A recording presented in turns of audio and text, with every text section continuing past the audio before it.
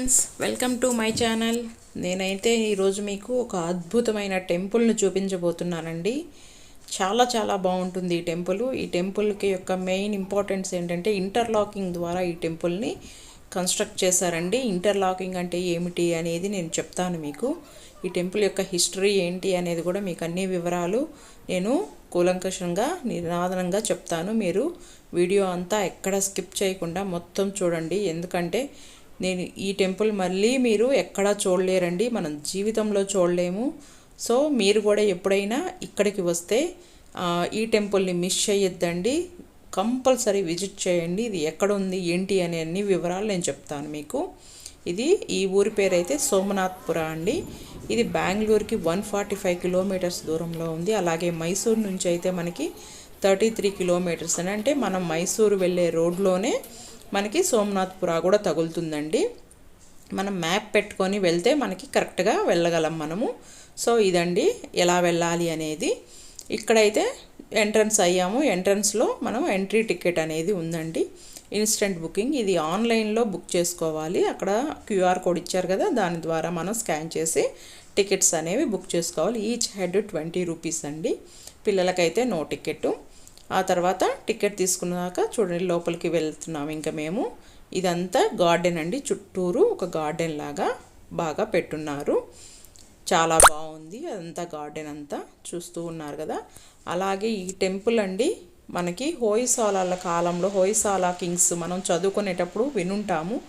వీళ్ళు కన్నడ రాష్ట్రాన్ని 300 ఇయర్స్ వరకు పరిపాలించారండి. సో వాళ్ళ యొక్క పేరు మీదే వాళ్ళు చాలా గుళ్ళు ఇక్కడ కన్స్ట్రక్ట్ చేయించారు. వాటిల్లో మెయిన్ 3 టెంపుల్స్ ఉన్నాయండి. ఆ 3 టెంపుల్స్ ఏంటంటే బేలూరు, అలాగే హలిబేడు, అలాగే ఇక్కడ సోమనాథపుర. ఈ 3 మెయిన్ టెంపుల్స్ అండి వాళ్ళు కట్టిన వాటిల్లో. ఇక్కడ బయట అయితే చిన్నది కొంచెం చూస్తున్నారు కదా, ఆ టెంపుల్ గురించిన ఇన్ఫర్మేషన్ అనేది కొంత ఇచ్చున్నారు. పేరు చూసారు కదా, కేశవ టెంపుల్ సోమనాథ్పూర్. ఈ ఊరి పేరు సోమనాథ్పూర్ అండి. టెంపుల్ సోమనాథ్ టెంపుల్ కాదు, కేశవ టెంపుల్. అంటే సోమనాథ్ అంటే మనం శివుని టెంపుల్ అనుకుంటాం, కాదండి, కేశవ టెంపుల్. ఇది మహావిష్ణువు యొక్క టెంపుల్. ఇది 13th సెంచరీలో నిర్మించబడింది. అంటే 750 ఇయర్స్ బ్యాక్ ఈ టెంపుల్ని కన్స్ట్రక్ట్ చేశారండి. అప్పుడు పరిపాలించిన నరసింహబల్ల అనే కింగ్ పరిపాలించేటప్పుడు ఈ ఊరిని పరిపాలించే ఆయన, ఈ ఊరిని ఒక సోమనాథుడు అనే ఒక అతను ఈ టెంపుల్ని కన్స్ట్రక్ట్ చేశారు. సో ఆయన పేరు మీదగానే ఈ టెంపుల్కి సోమనాథ్పుర అనే పేరు వచ్చింది. దానివల్లనే సోమనాథ్పుర టెంపుల్ అంటారు. చూడండి లోపలికి ఎంట్రన్స్ అయిన తర్వాత ఇలా ఉంటుంది. ఇక్కడ ఇది ఎంట్రన్స్ అండి. లోపలికి వచ్చాక మనకి టెంపుల్ వ్యూ చూపిస్తాను చూడండి. ఇవి చూస్తున్నారు కదా, అసలు ఆ స్తంభాలు ఎలా ఉన్నాయో, ఎంత బాగున్నాయో, ఎంత బాగా చెక్కారో చూస్తున్నారు కదా. అసలుకి చెప్పాను కదండి, ఈ టెంపుల్ మొత్తం ఇంటర్లాకింగ్ ద్వారానే ఈ టెంపుల్ని కన్స్ట్రక్ట్ చేశారు. ఆ ఇంటర్లాకింగ్ అంటే ఏమిటి అనేది కూడా నేను మీకు ఎక్స్ప్లెయిన్ చేస్తాను. చూడండి వ్యూ అనేది మనకి టెంపుల్ వ్యూ ఇలా ఉంటుంది. మనకి ఈ టెంపుల్లో 3 గర్భగుళ్ళు ఉంటాయండి లోపల. మనకి ఇప్పుడు 2 కనిపిస్తున్నాయి, వెనకాల కూడా మీకు చిన్నగా కనిపిస్తుండొచ్చు. చూడండి ఇలా మొత్తము ఇలా ఉంటుంది టెంపుల్. పైన కూడా చూస్తున్నారు కదా డిజైన్స్.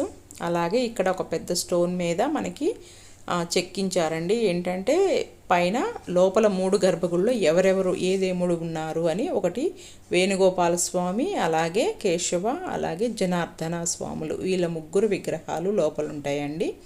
అలాగే దీని గురించిన హిస్టరీ అంతా కింద కన్నడలో రాశారండి. అది ఓల్డ్ కన్నడలో రాసున్నారు. అది మనకి చదవటం అయితే వల్ల కాదు. దాని గురించిన హిస్టరీ అంతా ఇక్కడ మనకి తెలియజేయడానికి ఈ విధంగా రాశారండి. అలాగే ఈ టెంపుల్ మీదండి 2 సార్లు ముస్లిం పాలకులు దాడి చేశారండి. అది ఎప్పుడెప్పుడు జరిగిందంటే 1311లో మాలిక్ కాఫర్ అనే ఒక ముస్లిం రాజు దండెత్తారండి. అప్పుడు కొంత డిస్ట్రాయ్ అయ్యింది. ఆ తరువాత 1326లో మహమ్మద్ బిన్ తుగ్లక్, మనకు తెలిసే ఉంటుంది కదా, తుగ్లక్ మనం విన్నాము, మనం చదువుకున్నాం ఆయన గురించి కూడా. ఆయన గారు వచ్చి ఇక్కడ ఈ టెంపుల్ని అసలుకి మెయిన్ గర్భగుడిలో దాకా వెళ్ళి గర్భగుడిలో ఉన్న విగ్రహాలను కూడా డిస్ట్రాయ్ చేశారండి. అలా ఈ టెంపుల్ యొక్క చరిత్ర అండి ఇది. అలాగే అందువల్ల ఇక్కడ టెంపుల్, ఇక్కడ పూజ అనేది ఉండదండి. చెప్పాను కదా, అందుకే మన భారతీయ సాంప్రదాయ ప్రకారం పాడైపోయిన విగ్రహాలకి, విరిగిపోయిన విగ్రహాలకి మనం పూజించం కదా, అదే ఫాలో అవుతున్నారు ఇక్కడ. కానీ ఇది ఒక హిస్టారికల్ ప్లేస్ మనకి, అలాగే టూరిజం స్పాట్ లాగా ఉంచేశారు. కానీ ఎప్పటికైనా ఇది మనం చూడాలండి ఒక్కసారి. మీరు కూడా జీవితంలో ఎప్పుడైనా ఒక్కసారి ఈ టెంపుల్ని చూడండి. మెయిన్ ఈ టెంపుల్ యొక్క చెప్పాను కదండి ప్రత్యేకత ఏంటి అనేది, ఆ ఇంటర్లాకింగ్ సిస్టమ్ కోసమైనా సరే, అది ఎలా చేశారనేదైనా తెలుసుకోవడం కోసమైనా మనం ఈ టెంపుల్ని ఒకసారి మనం విజిట్ చేయాలి. కంపల్సరీగా విజిట్ చేయండి మీరు. చూడండి ఎలా ఉందో అంతా, చాలా చాలా బాగుంది కదా. అదొకటి. ఇక్కడ ఇంకోటి ఏంటంటే దీనికి వాడిన స్టోన్ అండి, సోప్ స్టోన్ అంటాము. ఇది సోప్ స్టోన్ లేదా చాక్ స్టోన్ అంటాము. దీని యొక్క ప్రాపర్టీ ఏంటంటే ఇది భూమిలో ఉన్నంతసేపు చాలా సాఫ్ట్గా ఉంటుంది, బయటికి తీయంగానే ఇనుము కన్నా గట్టిగా తయారవుతుందండి. అదే దీని యొక్క స్పెషాలిటీ, ఈ స్టోన్ యొక్క స్పెషాలిటీ. కానీ ఆ రోజుల్లో అసలుకి ఇలాంటి స్టోన్ ఒకటి ఉంది అని వాళ్ళు కనిపెట్టి దాని మీద ఇలా చెయ్యొచ్చు అని థాట్కే మనం హ్యాట్సప్ చెప్పాలి వాళ్ళకి. దీనికి చూడండి విగ్రహాలు ఎంత బాగా చెక్కారంటే వాళ్ళు ఈ 3 rows కింద 3 rowsలో ఏమో వాళ్ళ యొక్క స్ట్రెంగ్త్, వాళ్ళ యొక్క ఆ డైనస్టీ యొక్క స్ట్రెంగ్త్, హార్సెస్ అంటే ఫాస్ట్నెస్, అలాగే వాళ్ళ యొక్క బ్యూటీ అనేది 3 rowsలో మనకి చెక్కి చూపించారు కింద వైపు. నేను మళ్ళీ మీకు కింద వైపు చూపిస్తాను చూడండి.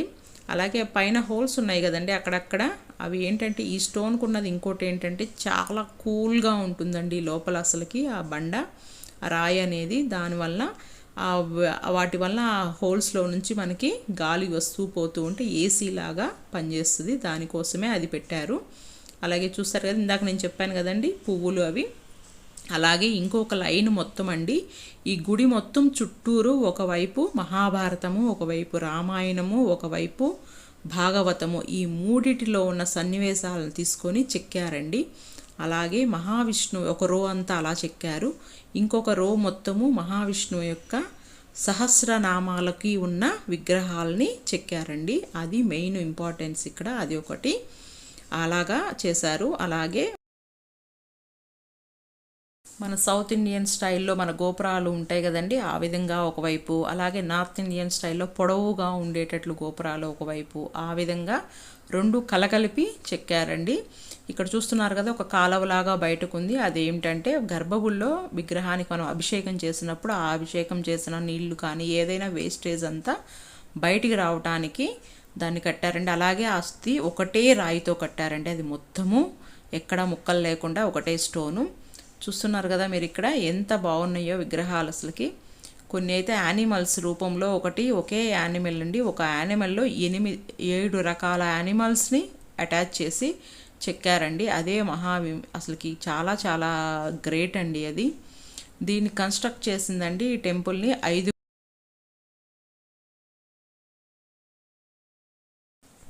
members ఆర్కిటెక్చర్ వర్క్ చేశారండి. వాళ్ళకి సహాయకులుగా 500 members పీపుల్ దీనికి వర్క్ చేశారంటండి. అలాగే వీళ్ళందరూ కలిసి 58 years కష్టపడి ఈ టెంపుల్ని కన్స్ట్రక్ట్ చేశారండి. చెప్పాను కదా 58 years పట్టిందంట దీన్ని కన్స్ట్రక్ట్ చేయడానికి. చెప్పాను కదా మొత్తం చుట్టూరు మనకి రామాయణ మహాభారతాలు భాగవతాలు గురించిన బొమ్మలు, వాటి యొక్క సన్నివేశాలన్నీ ఇక్కడ చెక్కున్నారండి. కొన్ని చూడండి హంసలు, అక్కడ పైన హంసలు చెక్కారు ఒక విధంగా. ఇంకొక సైడు ఇక్కడ చూడండి ఏదో ఇక్కడ జరుగుతూ ఉంది.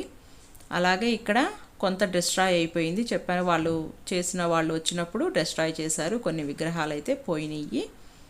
చూస్తున్నారు కదా ఎంత బాగున్నాయి అంటే అసలు నిజంగా అండి మాటలకు అందటం లేదు చెప్పడానికి. అసలుకి అవి ఎలా అసలుకి ఇంత టెక్నాలజీ లేని రోజుల్లో వాళ్ళు చాలా చిన్న చిన్న పనిముట్లను ఉపయోగించి ఈ విగ్రహాలన్నిటినీ చెక్కారండి. అసలుకి ఎంత బాగా చెక్కారంటే అక్కడ రైనోసరస్ లాగా ఒకటి మనకి కనిపిస్తుంది కదండి, ఆ రైనోసరస్లోనే 6 రకాల జంతువుల్ని కలిపి మనకి నేను మీకు చూపించారండి. ఒక విగ్రహం ఫోటో పెడతాను చూడండి, ఇది సరస్వతీదేవి విగ్రహం అండి. చూడండి ఎంత బాగా చెక్కారో అసలుకి.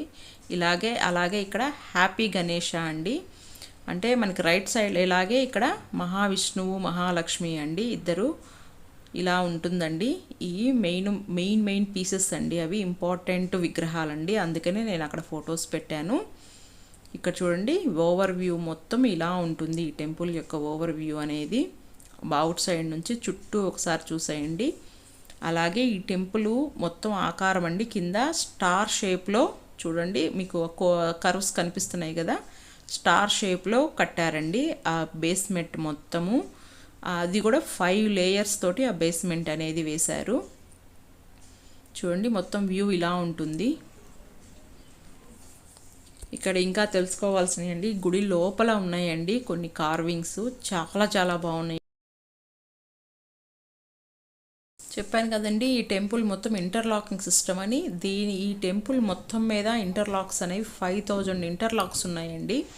ఆ 5000 ఇంటర్లాక్స్ తోటి దీన్ని కన్స్ట్రక్ట్ చేశారు. ఇంటర్లాకింగ్ అంటే ఏమీ లేదండి, మనం ఈ తాళంలో మనం లాక్ ఎలా పెట్టి కీ ఓపెన్ చేస్తామో, అది ఒకవైపు తిప్పితే లాక్ పడుతుంది, ఒకవైపు తిప్పితే లాక్ ఓపెన్ అవుతుంది కదా, అదే విధాన్ని అదే టెక్నాలజీని ఇక్కడ ఉపయోగించారు.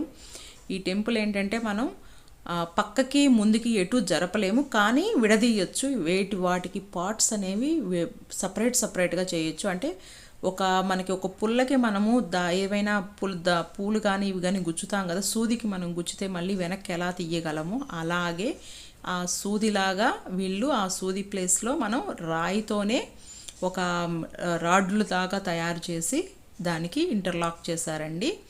అలాగే ఇక్కడ ఈ టెంపుల్ ఎటువంటి ఇసుక కానీ ఇటుక కానీ ఇనుము కానీ ఎలాంటిది ఉపయోగించలేదు. అదే ఈ టెంపుల్ యొక్క మెయిన్ ప్రత్యేకత.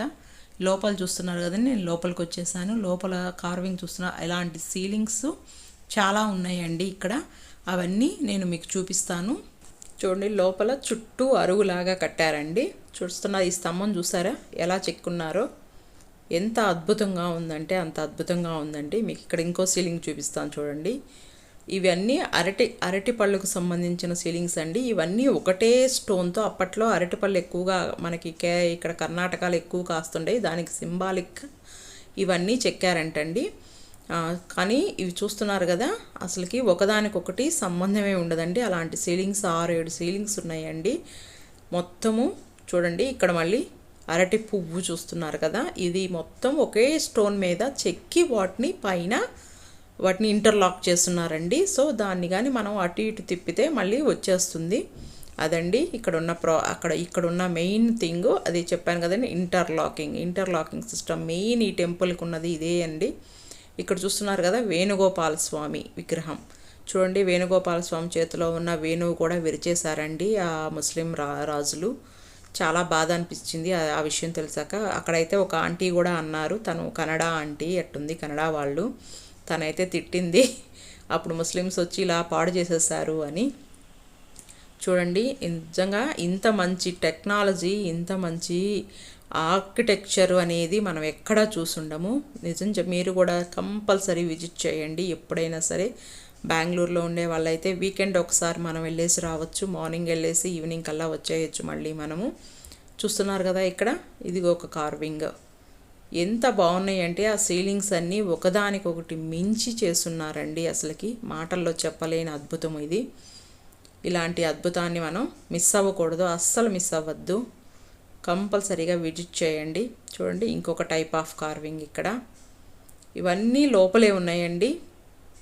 అలాగే లోపల మనకి 3 గుళ్ళు అని చెప్పాను కదండి, 3. అలాగే కృష్ణుడు, ఇందాక మీకు వేణుగోపాల స్వామిని చూపించాను కదా, ఇక్కడ ఇదిగో చూడండి లక్ష్మీ నరసింహస్వామి ఉన్నారు ఇక్కడ, అమ్మవారితో కలిపి అందరు దేవుళ్ళతో కలిపి కూర్చున్నట్లుగా ఇక్కడ ఉన్నారు. ఇక్కడ కేశవ స్వామి అండి, ఇక్కడ కేశవ విగ్రహం ఉందండి. మనకి లెఫ్ట్ సైడ్లో వేణుగోపాల స్వామి ఉంటారు, అలాగే మనకి ఎదురుగా కేశవ స్వామి, అలాగే మనకి రైట్ సైడ్లో జనార్దన స్వామి విగ్రహం ఉంటుంది. ఇదండి చూడండి లోపల ఇలా ఉంది.